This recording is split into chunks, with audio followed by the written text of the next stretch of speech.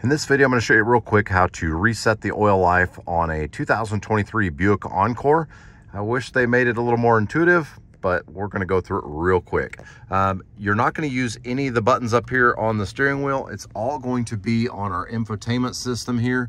The first thing I'm going to do is press this button here that looks like a car and some checklists. I'm going to push that. Then at the top here, there's a button that says maintenance. I'm going to press the maintenance button. Sorry, it's kind of hard to see here.